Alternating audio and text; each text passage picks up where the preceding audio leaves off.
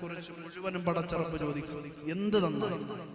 ആ ചോദ്യങ്ങൾക്കെല്ലാം ഉത്തരം കൊടുത്തിട്ട് നമ്മുടെ കാൽപാദങ്ങളെ നാളെ ആഖിറത്തിൽ ചലിപ്പിക്കാൻ പറ്റും. നമ്മുടെയൊക്കെ വിചാരണ അള്ളാഹു എളുപ്പമാക്കട്ടെ. ഇത് പറഞ്ഞപ്പോ അള്ളാന്റെ റസൂൽ ഇത് പറഞ്ഞപ്പോ ആ സദസ്സിൽ നിന്ന് ഒരു പാവപ്പെട്ട സ്വഹാബി എഴുന്നേറ്റുകൊണ്ട് നബി തങ്ങളുടെ മുഖത്ത് നോക്കിക്കൊണ്ട് അല്ലാഹുവിന്റെ റസൂലിന്റെ അടുക്കൽ ആ സ്വഹാബി പറയുകയാ, നജൗതു യാ റസൂലല്ലാഹ് ലാ ദിർഹമുൻ വലാ ദീനാർ.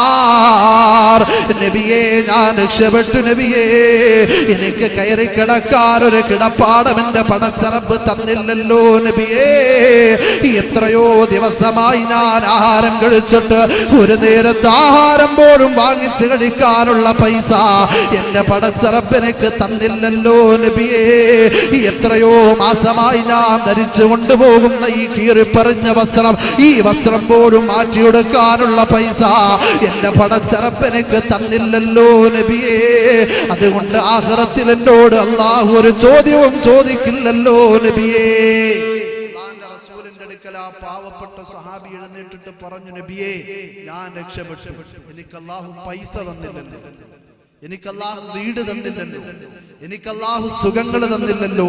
ഇതൊക്കെയാണ് നമ്മൾ അനുഗ്രഹമായി കാണുന്നത്. ആ പറഞ്ഞ സ്വഹാബിയോട് അള്ളാന്റെ റസൂല് പറഞ്ഞു, ഇല്ല, നിന്നോടും പടച്ചറപ്പ് നാളെ ഒരു 3 അനുഗ്രഹങ്ങളെ കുറിച്ച് ചോദിക്കും. അതിന് മറുപടി കൊടുത്തിട്ടേ നിന്റെ കാൽപാദങ്ങൾ നിനക്ക് ചലിപ്പിക്കാൻ. ആ സ്വഹാബി അള്ളാന്റെ റസൂലിനോട് ചോദിച്ചു, ആ അനുഗ്രഹങ്ങളെ അല്ലാഹുവിന്റെ റസൂലിനോട് ആ പാവപ്പെട്ട സ്വഹാബി ചോദിക്കുന്നു, നബിയേ, എന്നോട് പോലും പടച്ചറപ്പ് ചോദിക്കുന്ന അനുഗ്രഹങ്ങളും നിനക്ക് പറഞ്ഞു തരുമോ നബിയേ? അല്ലാഹുവിന്റെ റസൂല് പറഞ്ഞു കൊടുക്കുന്ന ഒന്നാമത്തെ അനുഗ്രഹം ഏതാ? എന്റെ ബഹുമാനമുള്ള മുസ്ലിമേ, നമ്മൾ ഗൗരവമായിട്ടെടുക്കാത്ത, മൈൻഡ് ചെയ്യാത്ത, കാര്യമായിട്ടെടുക്കാത്ത ഒന്നാമത്തെ അനുഗ്രഹത്തെ കുറിച്ച് അല്ലാഹുവിന്റെ റസൂൽ ആ സ്വഹാബിയോട് പറഞ്ഞു കൊടുക്കുകയാ,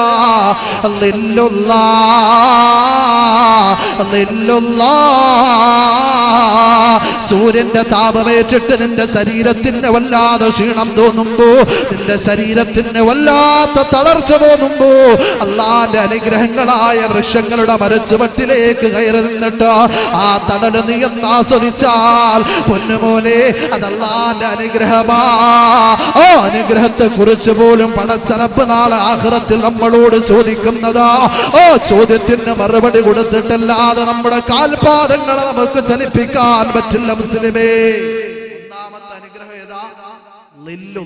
അല്ലാഹുവിന്റെ തണൽ. അല്ലാഹുവിന്റെ തണൽ. ഇപ്പൊ വല്ലാത്ത ചൂടാ, എവിടെ പോയാലും വല്ലാത്ത ചൂടാ.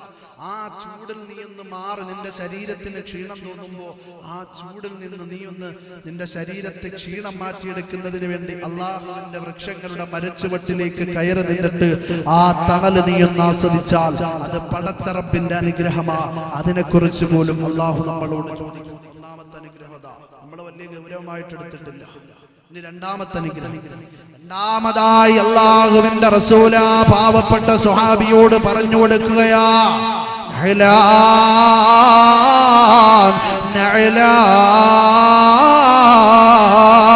നിന്റെ കാൽപാദത്തിലേക്ക് ഒരു മുള്ള കയറാതെ, കല്ല് കയറാതെ, നിന്റെ കാൽപാദത്തിനെ സംരക്ഷിച്ചുകൊണ്ട് മുന്നിലോട്ട് നടന്നു പോകുന്ന 2 ചെരുപ്പുകളില്ലേ, ഈ ചെരുപ്പിനെ കുറിച്ച് പോലും പടച്ചറപ്പ് നാളെ നമ്മളോട് ചോദിക്കുന്നതാ. നമ്മൾ ധരിച്ചിരിക്കുന്ന 2 ചെരുപ്പ്, ഈ ചെരുപ്പിനെ കുറിച്ച് പോലും അല്ലാഹു നമ്മളോട് ചോദിക്കും. ഈ ചെരുപ്പ് നമുക്ക് ഇന്ന് വലിയ അനുഗ്രഹമായിട്ട് തോന്നുന്നില്ല. എന്നാണ് ഇത് അനുഗ്രഹമായിട്ട് തോന്നുന്നതെന്നറിയൂ? പരിശുദ്ധമായ റമദാനിന്റെ 30 നോമ്പ് നമ്മൾ പിടിച്ചു. അങ്ങനെ ആരൊക്കെയോ ഒരുപാട് പൈസ സക്കാത്തായിട്ട് തന്നു. ആ പൈസയും കൊണ്ട് പെരുന്നാളിന്റെ തലേ ദിവസം നമുക്ക് ഇഷ്ടപ്പെട്ടൊരു കടയിലേക്ക് നമ്മൾ പോകും. എന്നിട്ട് നമുക്ക് ഇഷ്ടപ്പെട്ടൊരു ചെരുപ്പ് നമ്മൾ വാങ്ങിക്കും. അതും ഇട്ട് പെരുന്നാളിന്റെ കൂട്ടുകാരെ കാണിച്ച് അടിച്ചു പൊളിച്ച് പള്ളിയിൽ വന്ന് പെരുന്നാൾ നിസ്കരിക്കുന്നതിന് വേണ്ടി ചെരുപ്പ് ഊരിയിട്ട് പെരുന്നാൾ നിസ്കരിച്ച് തിരിച്ചിറങ്ങി നോക്കുമ്പോൾ ഈ ചെരുപ്പ് ഏതോ പഹയനെടുത്ത് കൊണ്ടുപോയി. അന്ന് ഈ ചെരുപ്പ് നമുക്ക് വലിയ അനുഗ്രഹമായിട്ട് പോകും. ഈ ചെരുപ്പിനെ കുറിച്ച് പോലും അല്ലാഹു നാളെ ആഖിറത്തിൽ ചോദിക്കും. അതിന് മറുപടി കൊടുത്തിട്ടേ നമ്മുടെ കാൽപാദങ്ങളെ ചലിപ്പിക്കാൻ പറ്റും. രണ്ടാമത്തെ അനുഗ്രഹം ഏതാ? നമ്മൾ ഗൗരവമായിട്ട് എടുത്തിട്ടില്ല ഈ അനുഗ്രഹം. ഈ മൂന്നാമത്തെ അനുഗ്രഹം. മൂന്നാമതായി അല്ലാഹുവിന്റെ റസൂല് ആ പാവപ്പെട്ട സ്വഹാബിയോട് പറഞ്ഞു കൊടുക്കുന്ന അനുഗ്രഹമേതാ? മാഉൻ ബാരിദാ, മാഉൻ ബാരിദാ. അല്ലാഹുവിന്റെ ആകാശത്ത് നിന്ന് പെയ്തു വീഴുന്ന മഴത്തുള്ളികൾ ഒരു ഗ്ലാസിന്റെ അകത്ത് വെള്ളമായി നിന്റെ മുമ്പിലേക്ക് കടന്നു വരുമ്പോ ഓ വെള്ളം കുടിച്ചുകൊണ്ട് നിന്റെ ദാഹം മാറ്റിയാൽ, നിന്റെ ക്ഷീണം മാറ്റിയാൽ അതല്ലാന്റെ അനുഗ്രഹമാ. ഓ അനുഗ്രഹത്തെ കുറിച്ച് പോലും പടച്ചിറപ്പ് നമ്മളോട് നാളെ ചോദിക്കുന്നതാ. മൂന്നാമത്തെ അനുഗ്രഹം ഏതാ? മാഉൻ ബാരിദ്, വെള്ളം. വെള്ളം കിട്ടാത്തത് കൊണ്ടാണല്ലോ നമുക്ക് വലിയ വിഷമം. അല്ലാഹു തരാൻ വെച്ചിരിക്കുന്ന അനുഗ്രഹങ്ങൾ പടച്ചിറപ്പ് തടഞ്ഞു വെച്ചാൽ പിന്നെ എവിടെ പോയി നമ്മൾ ചോദിക്കും? പണ്ടൊക്കെ നമ്മൾ റോട്ടിൽ കൂടെ നടന്നു പോയാൽ അല്ലെങ്കിൽ വാഹനത്തിൽ കൂടെ പോയാൽ കാണുന്ന ഒരു ക്യൂ ഉണ്ടായിരുന്നു, ബാറിന്റെ മുമ്പിൽ. ബാറിന്റെ മുമ്പിൽ ഒരു ക്യൂ ഉണ്ടായിരുന്നു. ഇന്ന് വേറെ പൈപ്പിന്റെ മുമ്പിലാണ്, പഞ്ചായത്ത് കിണറിന്റെ മുമ്പിലാണ് വലിയ ക്യൂ ആണ്. ആ ക്യൂവിന് ഭയങ്കര അടിയാണ്. പക്ഷെ മറ്റേ ബാറിന്റെ ക്യൂവിന് വലിയ സമാധാനം.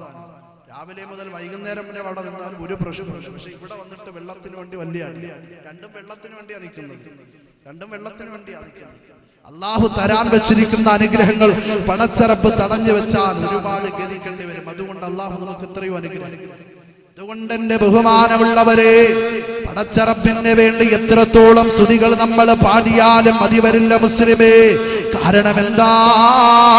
ലോകത്തിന്റെ പല ഭാഗങ്ങളിലും ഫലസ്തീനിലും ലബനാനിലെയും ഗാസയിലെയും പാവപ്പെട്ട പിഞ്ചോമന മക്കള്, അവിടുത്തെ സഹോദരന്മാര് സഹോദരിമാര് ഒരു നേരത്തെ ആഹാരത്തിന് വേണ്ടി ഒരു നേരത്തെ ആഹാരം പോലും കിട്ടാതെ വല്ലാതെ വിഷമിക്കുന്ന സമയത്ത് മൃഗങ്ങളുടെ കാഷ്ടം പോലും തിന്നുകൊണ്ട് ജീവിച്ചു പോകുന്ന ഈ പ്രത്യേക സാഹചര്യത്തില് എന്റെ പ്രിയമുള്ളവരെ, നമ്മുടെ തീന്മേശയിലേക്ക് എത്രയോ സുഭിക്ഷമായ സുന്ദരമായ ആഹാരമാ കടന്നു വരുന്നത്. ആ ആഹാരം കഴിച്ചിട്ട് പടച്ചിറപ്പിനോട് എത്രത്തോളം സ്തുതികീർത്തനങ്ങൾ പാടിയാലും മതി വരില്ല മുസ്ലിമേ. എത്രയോ അനുഗ്രഹങ്ങളാണ്, എത്രയോ അനുഗ്രഹങ്ങളാണ്. അതുകൊണ്ട് അല്ലാഹുവിനെ മതിമറന്നു പോകാതെ ദുനിയാവിൽ ജീവിക്കും. ഈ ദുനിയാവിൽ നമുക്ക് തോന്നും പോലെ ഒന്നും ജീവിക്കാൻ പറ്റാൻ നമുക്ക് തോന്നുന്നത് പോലെ ഒന്നും ജീവിക്കാൻ പറ്റില്ല. അള്ളാന്റെ റസൂൽ പഠിപ്പിച്ചു തരുന്നുണ്ട്, ഈ ദുനിയാവിൽ നീ എങ്ങനെ ജീവിക്കും.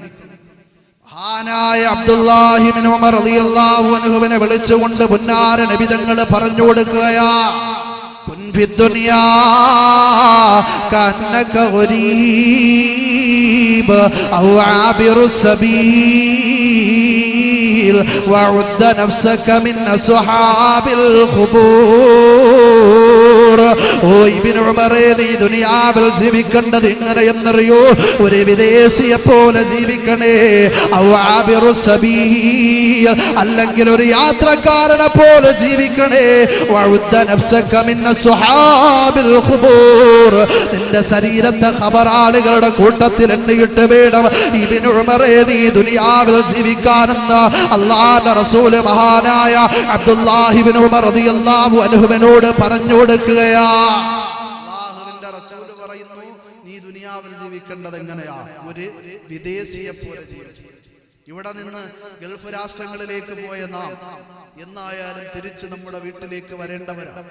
നമ്മൾ വിദേശികളാ, എന്നായാലും ആഖിറത്തിലേക്ക് മടങ്ങിപ്പോകേണ്ടവരാണ്.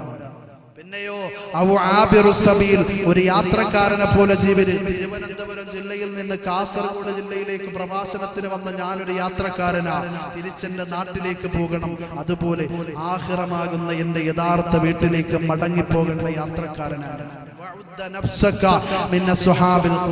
നിന്റെ ശരീരത്തെ നീ ഖബറാളികളുടെ കൂട്ടത്തിൽ എണ്ണിയിട്ട് വേണം ജീവിക്കാൻ. എത്ര പേരെണ്ണുന്നുണ്ട് നമ്മുടെ പള്ളിയുടെ പരിസരത്ത് കിടക്കുന്ന എത്രയോ മഖ്ബറകളെ നാം കാണുന്നു. ആ ഖബറാളികളുടെ കൂട്ടത്തിൽ എണ്ണിയിട്ട് വേണം നിന്റെ ശരീരത്തെ നീ ജീവിപ്പിക്കാനെന്ന് അല്ലാഹു. നമ്മളിൽ എത്ര പേര് നമ്മുടെ ശരീരത്തെ ഖബറാളികളുടെ കൂട്ടത്തിൽ എണ്ണിയിട്ട് ഖബർ കാണുമ്പോ എന്ത് പറയണമെന്നാ അല്ലാഹുവിന്റെ റസൂൽ നമ്മളോട് പഠിപ്പിച്ചെന്ന്? എന്ത് പറയണമെന്നാ? ഗുഡ് ബൈ എന്ന് പറയണോ? എന്ത് പറയാനാ പഠിപ്പിച്ചേ? അസ്സലാമു അലൈക്കും യാ ദാറ ഖൗമിൽ മുഅ്മിനീൻ വ ഇന്നാ ഇൻഷാ അല്ലാഹു ബിക്കും ലാഹിഖൂൻ. ഇതിന്റെ അർത്ഥം എന്തെന്നറിയോ? വ ഇന്നാ ഇൻഷാ അല്ലാഹു ബിക്കും ലാഹിഖൂൻ. അല്ലാഹു ഉദ്ദേശിച്ചാൽ എത്രയും പെട്ടെന്ന് നമ്മൾ നിങ്ങളോടൊപ്പം വന്ന് ചേരുന്നുണ്ട്. ഇതാണ് നമ്മൾ അവരെ നോക്കിയിട്ട് പറയുന്നത്.